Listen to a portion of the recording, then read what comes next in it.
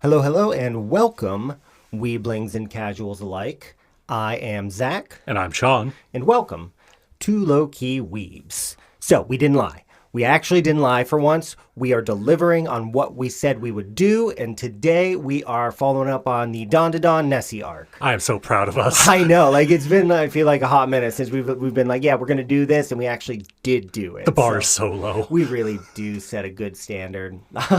We are such men. Well, we make, yeah, exactly. We set the standard that we're not going to follow through, so that way you don't expect anything. It is called planned incompetence. That's what it is. I thought it was weaponized incompetence. Weaponized incompetence. That's right. So weaponized incompetence is like for the first 3 years of my relationship with my now wife, didn't make coffee once because I was so adamant that I just did it so badly. And so you really got to be careful though, because you can't do it even once. You have to lean in.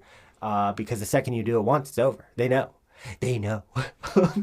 But sidebar aside, before we get into the episode, we're going to talk about kind of what we've been up to, recent reads, stuff like that. I recently picked up Love After World Domination. I'm only 4 episodes in, but it's enjoyable. It's light. It's campy. It's pretty much the Power Rangers, and the main ranger, the Red Ranger, falls in love with the villain. While her underlings and the other rangers are all fighting, they're just fucking on top of a mountain having tea, being lovey-dovey. Just trying to have a date while the world's burning down. And that's the whole thing it's just all of their dates and all their interactions are just kind of going on while there's conflict. Just right over the way, and anytime a ranger or someone shows up, they quickly start fighting. I don't know. It's fun. It's light. It's it's definitely not a 10 out of 10, but I'm enjoying it. It's entertaining. So. Hey, sometimes you need something light and meaningless in this time of ours. 100%. Plus, I'm usually doing other things, playing phone games and whatnot. So what have you been up to, Shawn? I haven't really been reading or watching too much anime or manga. Just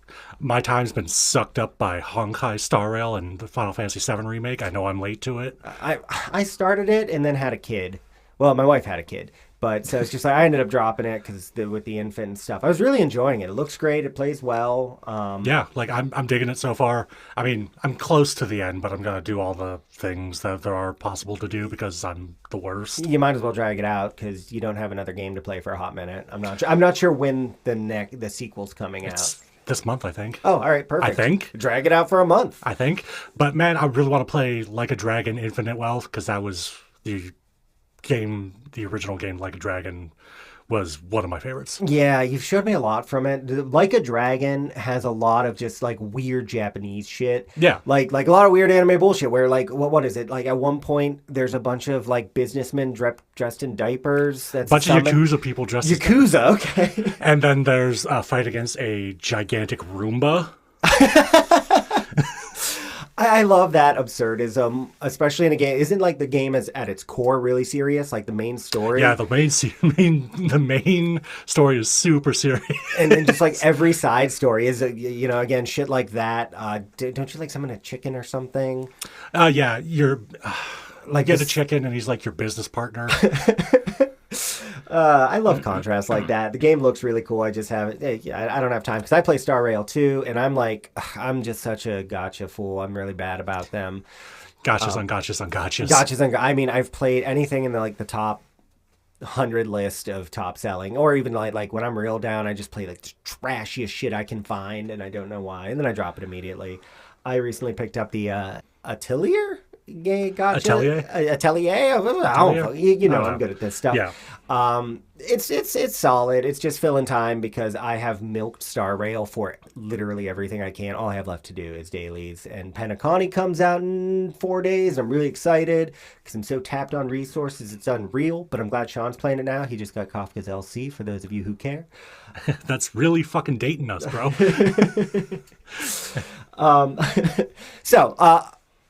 Upward and onward. So if you haven't listened to a Dandadan episode, the synopsis is it's about ghosts and aliens. A boy gets his testicle stolen, and it's their journey to find said testicle. It's got a lot of horror elements, a lot of comedy elements. I think you're missing the big thing, though, is that his testicle is golden. Oh, yes. The testicles were stolen, coated in gold, and now they are conduits of power for both yokai and aliens alike. It makes me laugh every time I think about it.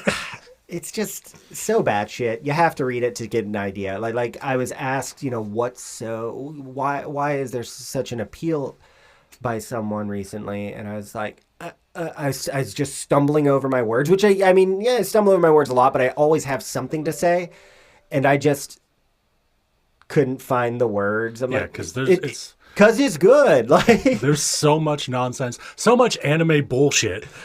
But it works, in a way that it's like it doesn't really annoy me. Like it just somehow they make these things all fit together perfectly. Yeah, it's not like Rent-A-Girlfriend anime bullshit. I'm still just a masturbation montage. Why? Okay. Either way, I need to stop getting distracted by every little thing.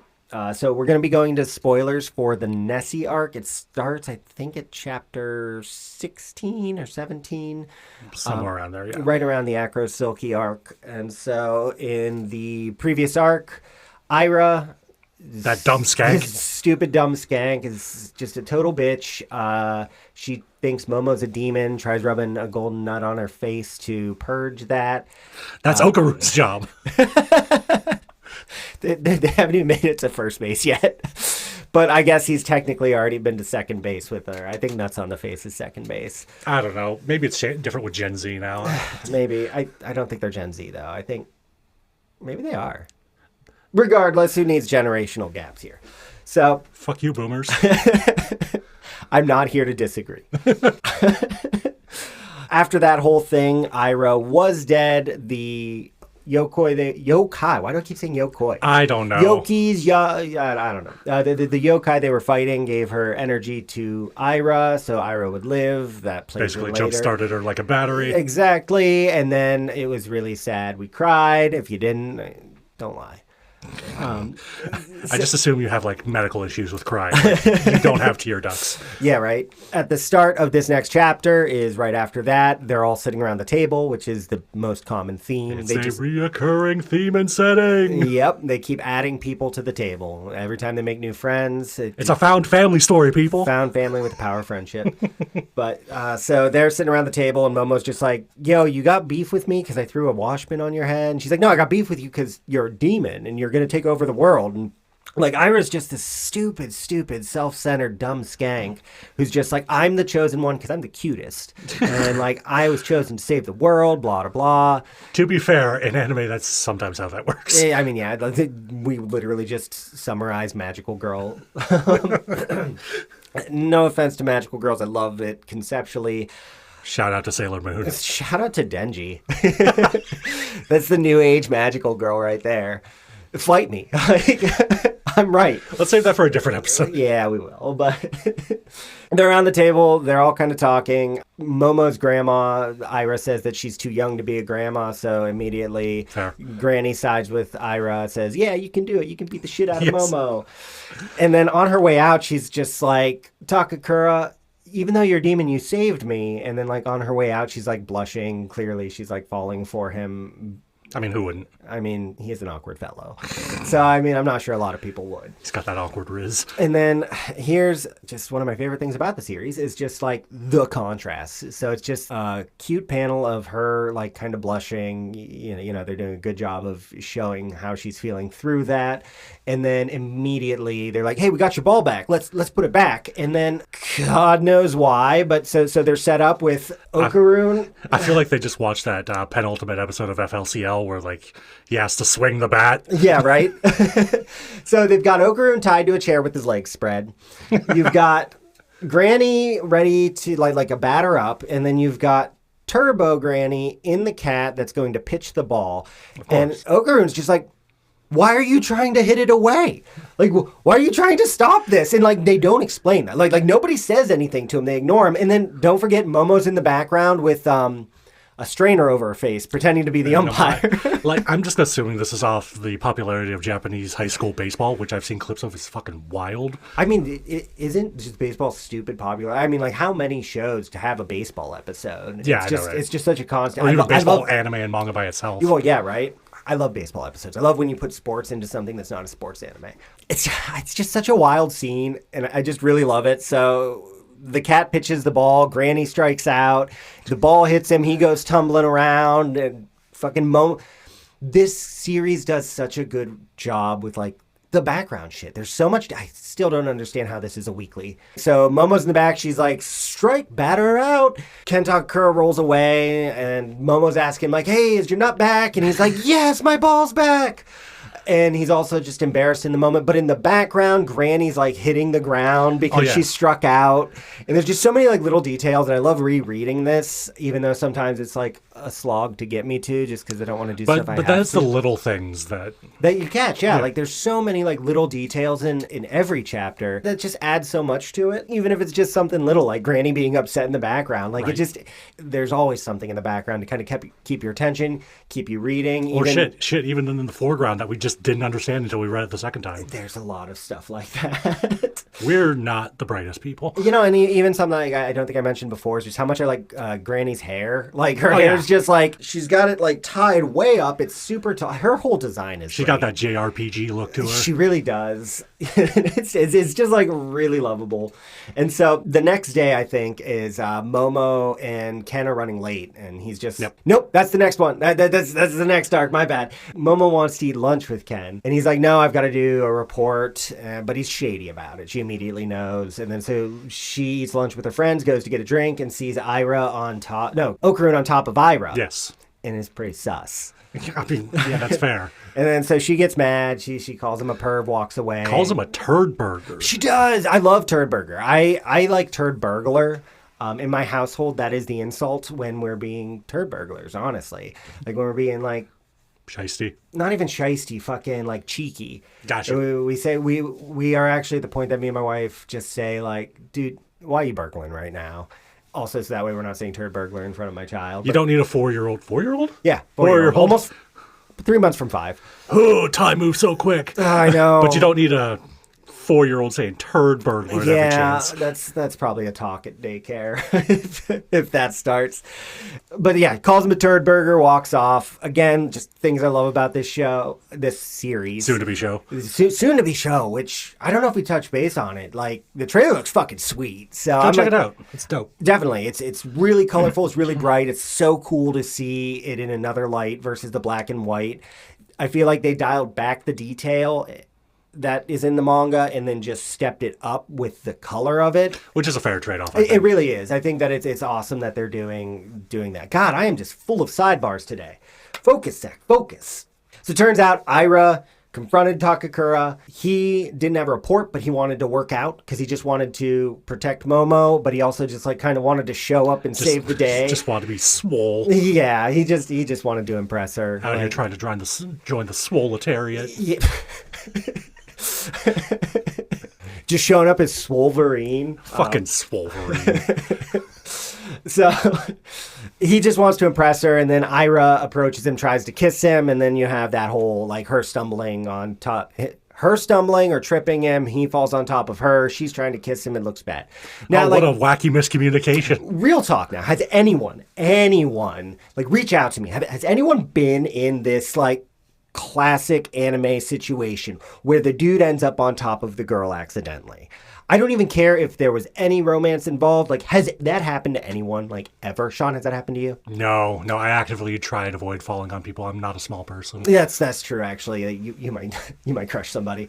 I don't think I've had awkward situations and stuff, but I don't think, like, it doesn't happen. Tell me it's happened once, and I'll feel validated. Reach out to us, please. So that's how the whole situation happened. Momo's pissed. She won't talk to him, says, leave me alone. And then Ira and Ken are together. Momo is not there. Shit goes black. Oh, no. We know what this means. Oh, yeah. But this is the first time Ira's been involved. So she's just like, oh, that demon Momo's doing this. And Okarun just looks and goes, welcome to the Thunderdome. Aliens. I feel like that I should start doing a bit where I make my hair crazier and crazier like that guy from Ancient Aliens. Yeah, I mean, I'm down with that. Just do it because I can't. It just... They make wigs. They make toupees. You can chime in. It'll just cost you a little more than me. So Sir Poens show up. The villains from like the first chapter. Yeah, the weird aliens that look like dudes with dome skulls. Yeah, The rapey ones. The rape. Yeah, that's the best way to put it. The rapey. Hard to forget with that terminology. The ones who are going to rape Momo. Yeah, well, yeah, because they were going to do that, then take the banana organs, I think. Yeah, that's... Regardless. They show up. They are actually coming for Okarun now because they want his banana organ because it's such a strong banana organ. And he traveled through the phone and stuff, and so they want the power of the banana organ. He transforms, starts fighting them, and they immediately shut him down with their Serpoan tetragrammetry. No, that's... Grammetry. The serpogrammetry. Man, I, for some reason, wanted to say tetragrammaton for some reason. Do it. Just do it. Like, I'm pretty sure it did. Lean into that nonsense. So they do that to shut him down. They explain that they can't go into it, but they have hired help, gig worker, if you will, and he's kind of a crab guy with boxing gloves, a Speedo, and a tie, because he's a professional. He is a mantis shrimp. Yes, but also he doesn't quite look mantis shrimpy yet, but they lean in. Also, while Momo is like lamenting and being sad about Kenta Kakura, she is talking to, for some reason, their school has a pet mantis shrimp, which is nonsense because they just break glass and stuff. If you don't know what a mantis shrimp is a shrimp that has like one of the hardest punches in the animal world, in the animal world. Like, they punch so hard that it causes a bubble to pop, and that bubble from the speed of their punch underwater, this is in real life, the speed of movement, the bubble it makes gets hotter than the sun. They are insane animals. You know, if you have them in a tank, they can punch the tank and just completely break it. Pound for pound, I don't know if the manga's right, but they say, 700 tons. Yeah, force. If you translated mantis shrimp into human size, its punch would have 700 tons of force. They're really cool. You should look into them. Like, they're just tiny little shrimp. They can crack fucking clams. I don't know why they're not more popular. They kind of are, actually. Fuck those axolotls. Well, my kid knows what they are, and I was really excited because, like, there's an episode of Octonauts. If you haven't watched Octonauts, get into it. It's fun for kids. You learn stuff. I don't know. I'm about it. So, yeah, he ends up becoming a mantis shrimp, just not quite yet. So he starts beating the fuck out of Okaroon, and then... You missed the best part, though. They go awaken the gig worker and just beat him on the head. No, that's not yet. No? No. First they show up and they send the gig worker. Traveling. You are. To beat the shit out of Okaroon because they can't go in, and then that's when Ira, it turns out, can turn into an acro silky. She starts acro beating the shit out of him. Just very flexible. I do like the contrast of this fight scene, though, because he's a boxer and she uses her legs exclusively. Yeah, right? How her hair is done is really good. It's very good at showing all of their movement. All of the action in this manga is really well done, that you really feel the movement. It's flashy. I don't know. One little scene that I really like is at one point she up kicks him into the ceiling. Yes. Yeah. And like when she does that, she's also in that specific scene, she's like holding her skirt up yeah. so it doesn't fall down. And it's little touches I really like. And before she turns, though, this is a key point. The Serpoans ripped off Okaroon's clothes because they were going to take his banana organ, obviously, because it's such a powerful banana organ. Can you imagine your junk being that wanted? I mean, like, no, I can't. He's like DiCaprio of this world, man. He's like DiCaprio if all the women he dated stopped aging at 29 or whatever age it is. It's a manga and nobody's aging. Until we get the obligatory time jump. I would love that, honestly. Okaroon's down and out for a moment. He's actually just looking for clothes because he's embarrassed. Ira's fighting until she's holding her own. She's fast. His name, you end up finding out, is Peeny Weenie in another issue. So Mr. Mantis Shrimp, Peeny Weenie, he's not landing a hit on her, but then finally one of the Serpoans gets her with the tetragigahedron blast. And Serpoan grammetry. Yeah, the grammetry. And I don't know. I like it because he's just like, oh, well, I bet you didn't know that I could use it without saying Serpoan grammetry. And this is like a common anime trope. She just fucking ignores it. Like, nobody addresses it. Like, he says it like she should fucking know. And it's just completely ignored. Haven't you watched any shonen anime where they just talk about their powers all the time? I know, but like usually someone acknowledges it and she just fucking does it. And she's just like, what do you even say? She doesn't say that, but also, speaking of what are you even saying, I actually looked it up just today because it didn't even occur to me to look it up. But because we thought it was just like nonsense. Peeny Weenie is always saying Chiquitita, my you cry, and it's spelled like you spelled like lamb, I think. Like like a baby lamb. but it's ABBA lyrics. Like, we realized just now that he's actually singing, and he is singing the ABBA lyrics to Chiquita, which is an ABBA song. I don't know if I'm mad or thrilled because it just adds to the absurdity of this. Man, I just assume ABBA is popular throughout the universe. Yes, so throughout the universe, obviously. If anybody knows, I don't know the untranslated version. I was having trouble finding anything about the ABBA stuff. Later in the series, they mentioned Jennifer Lopez. Is that just really great localization? That's also, I feel like, especially for the target audience, ABBA is really obscure. Which works because you don't immediately recognize that. Right. You have to think of something. Well, I mean, maybe it's obscure. Like, ABBA could be to Japan what David Hasselhoff is to Germany. So, yeah, if you do know, let us know if ABBA is just universally recognized. Because goddamn right she is. They are. She is. Okay, regardless. ABBA is now just a conglomerate of souls that they just exist as one. Yeah, if the band had a gender identity, I feel like it would be a she-they. Yeah. So, that being said, speaking of she-they, Nessie's in this episode too. So Nessie. Momo is also in a blacked out area, wondering what's going on. She thinks that they are like snoo-snooing or something over there. Then Nessie shows up, and Nessie's got fucking laser beams, like houses half the school. And to be clear, when we say Nessie, we do mean the Loch Ness Monster. Yes, it is straight up a pissed off Nessie. Alien Nessie, but pissed off Nessie. So we know that's happening after Ira gets put down by the tetrahedron beamer psychosis. Ken Takakura is finally just like, whatever, I'm naked, I'm gonna fucking fight. So you get that Okaroon fight, and then he gets shut down too. They end up both getting shut down, and then Momo shows up and she stops the laser beams. And so like Ken's getting the shit beat out of him. Momo stops it. He knocks the gig worker aside, Peensy Weensy. Peensy Weensy. And the Serpones are like, oh, it's the woman person. That woman person is here. So they've got a fighting chance again. At which point, Ira calls Okaroon Ken Takakura. Yes. And that just immediately like weakens Momo's knees. So she stops protecting them for a moment. In that moment, Serpoen uses his penis injector thinger. Yeah. You just got to read it. I'm not going to explain Imagine it. a highly technical turkey baser, or turkey flavor injector. That's what I was going with. But it's coming from his nethers. Right. The nether. The Netherlands? No, his Netherlands. I think it smells a little worse, I'll tell you what. So, and they inject Peensy Weensy. He turns into a mantis shrimp, kind of. You know, he's got the same look as the aliens. And at this point, the aliens have shaved off their businessman look, and they look like they're kind of frumpy, gecko-y. Frumpy, lanky, like they got stripes on them. Yeah, everything's stripy. Yeah. So, and now he's a mantis shrimp, which is fucking scary. Because mantis shrimp punch hard. So he starts fucking everybody up. But Momo keeps the Serpoen's tetrahedrons at bay. So Ira and Okaroon are kind of fighting together. Momo's getting really jealous. She's just like, guys, you're too close. Stop. Because now's the perfect time to have a lover spat. Yeah, right? She's like ready to just spray him with cold water. She's just like, you need to knock that off. Ken's like, well, I am an awkward fellow after all. Momo's weak. She falls back. Everybody gets shut down again. Like, Momo's only weakness is the fucking actor, Ken Takakura. But recognizing that she's into Okaroon and his name is Ken Takakura, and he just says things like Ken Takakura, and that completely... When he says, I am an awkward fellow, Momo blames him. She's like, are you trying to get killed? Like, what the hell, Momo? Get your shit together. They're kind of holding their own, and then that's when the whole place floods. And then Nessie's here. Okaroon's like really excited. And because it's fucking validating what he... Oh, yeah. He's like, oh, God, it's Nessie. And Ira's like, oh, you're so cute when you're excited. Momo's like, fucking run.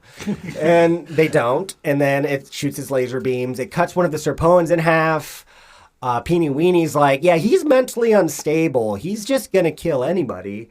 I mean, that tracks. That makes sense. It does. It's fucking Nessie. What do they have to care about? But the kicker is throughout this, like, that is all. Nessie's also a gig worker. And they keep, like, telling them, like, 60% pay cut is what the Serpoens tell these two.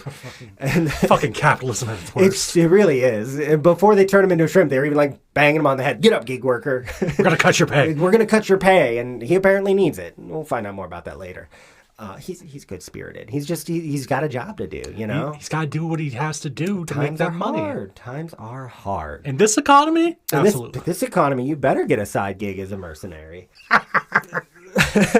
This is us being mercenaries. Mercenaries with our words, because I'm so literate. All right. Back on track. So the Nessie shows up. Everything floods. They're trying to run away once they realize Nessie's gonna fuck everything up. Mantis Shrimp is still swinging punches. Because it can punch underwater because it's a fucking shrimp. He punches better underwater because he's a fucking shrimp. He knocks Ira up. Ira's drowning, and at this exact moment is when Momo and Okaroon decide to have a lover's spat. So he tries to explain what's going on. He's trying to have a heart-to-heart, and she's like, fuck off. And, like, Ira's just literally drowning. You know, he's like, we need to go save Ira. She's like, you're just going to be in trouble too, blah, blah, blah. And she's just like, oh, you're just into her. Although, low-key, we know Momo doesn't care if Ira drowns. I mean, she kind of does. She's tried to save her on multiple occasions. Yeah, but would she really be that heartbroken? No comment. Especially in this specific moment because she's so mad jealous. In all of this, she just ends up shrugging him off again. Mantis Shrimp attacks. So, naked Okaroon, like, tackles her. And then, again, with all this going on, they just, like, their eyes connect and you have this moment. They have, like, this brief moment on the verge of death and someone's drowning. Nessie, and they're just, like, blushing. Yeah. It's like, oh, cute. Man, they're just hearing careless whisper in their minds. Maybe they're just hearing ABBA. ABBA, that's what I was going to say. Fucking Super Trooper. Just Dancing Queen. I don't know. The entire soundtrack to Mamma Mia. Mamma Mia. Okay, after that happens, Okaroon is just like, oh, I'm going to fuck him up. And then it turns out Turbo Granny can't swim. He's just running in place. That makes sense. To fix that, Momo realizes she can just use her hands to squeeze Okaroon. Like the things. They're like a little tube with like gel in it that they sell when you're kids. There's a little hole through them, and if you squeeze them, they like kind of pop out. Yeah, now I know what you're talking about. And so she's doing that with her powers to propel Okaroon, and she rides on him, and he's just stiff as a board, and they do that to save Ira. When we talk about nonsense, it's just like, so she's just, there's so many good panels of them riding on him. She's just like fucking riding a horse in the battle. Yeah, but then like at one point when they go to save Ira, they go out of the water and it just looks like he's a human dolphin torpedo and she's just riding on top and grabs Ira. Like, I continue to fall in love with this series again and again because scenes like this where I'm just like... It's a really inventive way to resolve a situation. It is. They're very inventive. They're very unique and it's just fucking nonsense. And I'm here for the nonsense. Right, because it's nice to see something you haven't seen before because a lot of things... I've definitely never seen that before. A lot of shit gets recycled. It does. And it's just like, I feel like at this point, it's almost its own genre. This series is so off the wall from seriousness to ludicrousness. And it's just like, even with all this weirdness happening and as campy as it is, there's still very real stakes that they're about to get fucked up. And it just makes it so entertaining and it just kind of keeps your attention the whole time. So then they save Ira. Momo squeezes her back to life with her powers and even apologizes, I think. She's a polite lady. And then immediately, as soon as Ira wakes up, she's like, take your clothes off. Okay. So water resistance. I'm like, all right, sure, you sold me. That works. That's how science works, right? Yeah, definitely. I mean, like, realistically, it would hold you back a lot. So it's like, all right, that checks. At this point, the Serpoan that's left combines Mantis Shrimp, Nessie, and himself into a giant horror. An eldritch horror beyond space and time. Another eldritch horror. We're real good at those in this series. Now, there's two girls riding this man. The fucking American dream. Nah, dude, if I want to disappoint two people at once, I'll call my parents. But, it's... they're both riding on him, and, like, there's so much good, like, eldritchy horror, underwater horror vibe that's also contrasted with two girls riding a naked man. Right. But it's just that... But not in a sexual way? Let the readers find out. You get these horn dogs going and ready, and it's just like, what? We've got this eldritch horror, and then like our team like riding up on it, and it's just, it looks so big compared to them. It's got four mouths, so, like its face kind of opens into four mouths with an eye inside of it, and the fight ensues. It's got Nessie lasers. After the laser, it needs to recharge, so they go flying in. But now it's got shrimp punches, so it just fucks. Like, we're talking about giant Nessie shrimp punches, fucks Ira up. Like, sends her flying all the way through and out of the water. Honestly, if they had just killed her character off there, it would have made sense. It would have worked. It would have worked if they would have killed her off, like, way back when, too. Because then you would have had the fun of, like, Okaroon and Momo trying to bury the body. Oh my god. I would read that arc. I want that one shot. I want that alternate universe one shot. Hey. BL writers. Let's make this happen. BL, there's only one guy involved. I'd still read it. Okay, fair enough. I just feel like the boy love community just really puts their passion into their work. That's valid. I trust them more than anyone else. To at least come up with like new scenarios to. So after Ira gets fucked up, they go, they grab her, they save her, and then they kind of get split up. And so again, you get this great panel of Momo in front of this thing and just showing her size compared to it. And it's just this looming giant. She gets the idea that, oh, hey, these shrimps don't do good out of water. So she does the Neo bring it. Come at me. And then so starts swinging with both hands. And then she does a spirit bomb looking thinger. You know, she does a spirit bomb pose and just pulls the whole fucker out of the water or pulls the water away. Doesn't matter. Either way, it's out of the water. She goes full Moses and parts the Red Sea. So like mid punch, its arms just shatter because it can't handle the punch.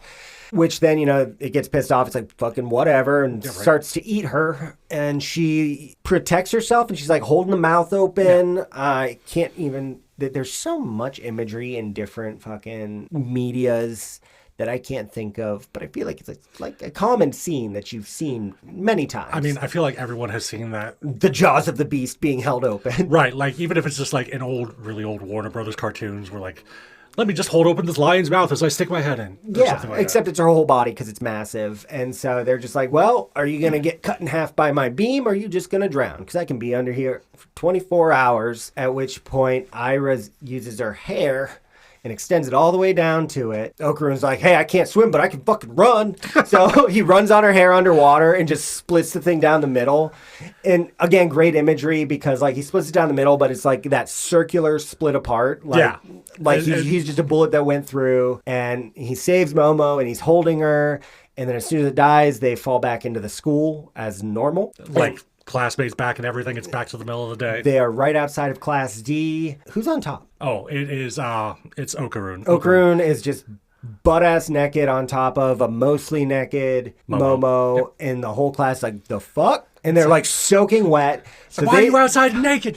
They're doing it. They're doing it. And so they start running away. And then Ira's in another room. She's running away. And then they get to the nurse's office. And the nurse is just like, you can tell me this is a safe place. Who was bullying you? They're like, we weren't being bullied. Who was bullying you? And then like a dude just walks in the door, like an older bald dude, another teacher. She starts bullying him, which I thought was hilarious. And he calls her like Queen Senpai. He does. He calls her Queen Senpai, and she's like, hey, Baldy, get the fuck out of here. I told you not to come in here. And it's just like, she's so concerned about bullying, but the fucking biggest bully in school. I am so disappointed that so far as I've read, that's the only appearance she's made. Oh, I want more. I would absolutely love more. I'm a little behind on the reads now because I just like to drop series for a while so it has time to catch up because I'm not patient enough to do because you can't read week to week. And sometimes it's really difficult to keep track of what's going on. I'm looking at you, JJK. Yeah, I'm glad I haven't picked up JJK yet. It's on my list to read because it's so good. We really got to do a JJK episode soon, especially with how good season 2 was, aside of Mappa being a piece of shit. But that being said, so we've got Bully Nurse leaves, and so our titular heroes, they're talking. Ira's just being a bitch. She's like, oh, I'm just going to blame you, Momo, because I need to explain this. My popularity is going to go. I'm going to blame you for this shit. And then they kind of start talking about how the aliens work, and Okarun has the epiphany like, hey, people always argue, if aliens are so powerful, why haven't they invaded? Well, it's because the yokai. You got the yokai with the supernatural bullshit to deal with the aliens and their scientific bullshit. So it's always just constant infighting, and that's why they want humans with powers so that the aliens can fight the yokai. He's having this conversation, and Momo's just like, that's so convoluted, I lost track already. Which, honestly, it is, because at that point, why don't the aliens just let the people with powers just square up with the yokai and just wait? Because it's not a waiting game, let alone how many people with powers do you think are going to fight yokai? It's not that common. Do you think, how long do you think they've been waiting? There's still yokai for how many thousands of years? Yeah, but I'm assuming they've got, like, cryo sleep and shit. Dumb shit. You're a dumb shit. But how dare I expose plot holes? How dare you? It's not a plot hole. You're just a jackass. So, I mean, they are on the path to world conquest. They have a whole army. Why would they just pause the army for several thousand years? Like, that's nuts. What's the point of conquering if they're all already dead? You're bullshit. I'm calling your bullshit, All right, Shawn. fine, You whatever. don't get to have opinions. I mean, I'm correct, but okay. That being said, Momo's like, that's too convoluted, and I was like, no, I understand. It means I need to save the whole world. It's just like, all right, guys. This narcissistic bitch. She's fucking great. She's just fucking great. I mean, we all have that one friend. Hi. I'm right. I'm always right. Fuck you. So she goes off. She says that she's going to expose Momo. And then Okarun and Momo have a chance to talk. And he explains to Momo what was happening. And, he explains that, it's just he wanted to impress her. And she's like, why did you want to impress me? Why did you want to impress me? Say it. He's like, I already told you this. I already told you what I was doing. This is already embarrassing enough. And so, this is where we're going to end our part of the episode. I was going to get into the whole can monkey, but we'll do that soon. You'll enjoy Can Monkey. Can monkey was fun, bro. My 300 IQ. 300 IQ, bro. So we'll get into that. It's a very short arc, but we're good for today. And so by the end of it, you get more blushing. I don't know. I love the blush scenes in this series. We got a love triangle up in this bitch. No, we don't. We have a love line and then a third person. Yeah, that's true. It's a love acute angle. It is a cute angle that they took. I'm glad So, we end off this chapter with Momo and Okarun kind of blushing, and it's like she's about to say something. They're about to do something. And I hate this. I really just need more series to progress faster. I love it. I love the will they, won't they. I love how they're progressing, how they feel. But I just need faster progress. Shout out to Horimiya because they're like episode 3 they go into it. I watched the anime, haven't read the manga. If I should, let me know. But Horimiya was really great because they just went at it, like they hit you with it. The only reason the anime I kind of got pulled out of because it's just too much side characters. That's fair. And, I mean, I haven't watched it myself, but I'll take your word for it. It's a good vibe. I like the dub a lot. I like Horimiya's Hori's voice actress. Overall, it's well animated. It's a fun series. So if you're looking for something that is just they cut the bullshit and they just get together, that's a good one. Or if you want something that goes the opposite way, go Kaguya-sama. Oh, gosh. I loved Kaguya-sama. I just had to stop it because it was just too much. But, so Kaguya-sama, Love is War. I'm full of tangents today, but let's talk about it. It's a really great anime. My favorite thing about it was just the first episode. You've got two very high-class people who are, really full of themselves, kind of convincing themselves that the other's interested. And then it devolves into them both desperately wanting each other. But, the concept is that love is war. You can't be the person to admit. You can't be the person to admit, or you immediately have lost this battle and you will spend the rest of the relationship in a power struggle to gain back equal standing. And so there's this back and forth between the two main characters, Kaguya, and then... I don't It's been a minute. There's this really intense back and forth, and then their friend, who's also one of the class hierarchy, just busts in the door and throws off the whole situation. It's just one of my favorite scenes out of anything I've seen, because she busts in, throws off this whole really well thought out argument, and it's just the narrator's just chaos theory. It's just immediately I was done. I was it's the Chica, she just buzzed chaos theory, and that's just her whole character. It was the perfect intro to her. And there's I think a season 2 ending is just her doing this weird dance. I'm sure you've seen it. She's got pink hair and a bow. For a little bit. It's still a meme, and it's great. So you should check that at some point. Let us know if you ever want us to do an episode of it, because I absolutely would. But that's not coming next. So unless we're lying. I was about to say, so this is probably a lie. I think, next time we're going to get into something like Dope Trope or Nope, or what I did with Marshall, which I'm calling thematical, where we dive deeper into a theme. So that's what we're going to be doing next time, probably, maybe. Take that at face value, because who knows? I don't know. I don't know what I'm doing today. I don't know what I'm doing tomorrow. I don't know. I'm a chaotic man. But show up for our next episode about One Piece. Fuck you. I know that I'm not doing that. Like One Piece fans, I get it. I've seen scenes from One Piece and I understand its appeal. But I will die before it ends. Like I cannot dedicate to 900 episodes. Like if I'm ever at a point it's beyond 1,000. Oh, Jesus H. If I'm ever at a point that like I can do this full time, I might call it work to watch it. But I have a coworker who's been binging One Piece.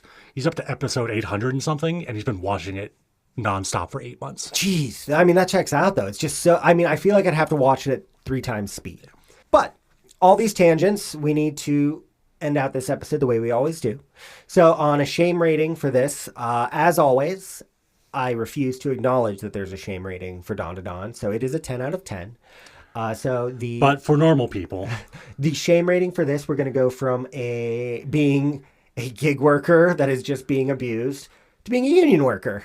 So 1 is being a gig worker that is just taken advantage of, and then a 10 out of 10 is just being a union worker that's just fat and happy. That got a severance plan and a 401k and life insurance and health insurance and dental insurance and vision insurance and can't do anything to get fired and... Unless you straight up like powerbomb a customer. And even then, that's the union's going to back. There's arbitration. So like realistically for this arc, I'd say it's like, for your average person, like a 5 or a 6. Okarune's naked the whole time. Momo's half naked half the time. Momo and Ira are half naked half the time. Just if someone walks in on the dolphin scene of her riding on like a dolphin, they will just be like, what the actual fuck is wrong with you? And also, let's not forget about the Serpoans trying to harvest banana organs. Oh, yeah. Well, let alone like the Serpoan's needle dick. Oh, why didn't I go with that sooner? His needle dick. Oh, man. I'm sticking with that. Hey, man, that's just a treat for the people who stuck with us the whole way. Yeah, right? So, yeah, no, I mean, if you're reading this in public, read it with a wall to your back, unless you're shameless, and fucking more power to you. Shout out unless you're a really, really creepy person. I mean, you might, if you're just a straight degenerate, that's fine. I mean, like I guess let's read the crowd, right? Right. Don't be reading this during mass. Or do. Actually, I support that more than anything. Yeah, that's fair. Well, so next time, come and see if we're lying again, but you know, expect something different. Some sort of offshoot. We're going for an offshoot, so we really hope to see you next time. We're happy if you hung around for this long. So for now, let's put away our naked dolphin boys and hide our Serpoan cosplay. Just tuck that needle dick back in, and until next time, let's keep it low key, weebs.